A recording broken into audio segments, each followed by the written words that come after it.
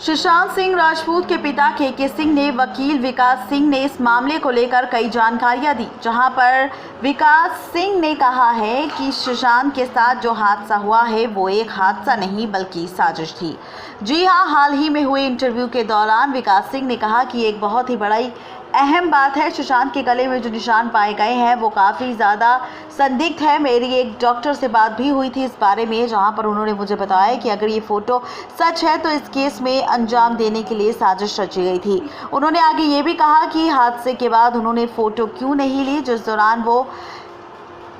crematorium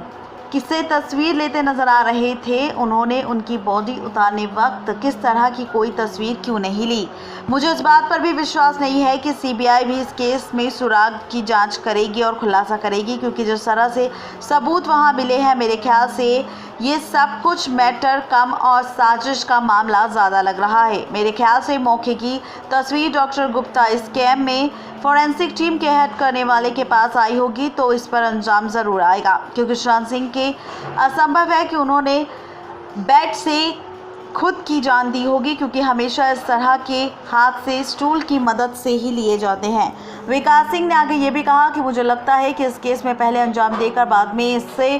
हादसा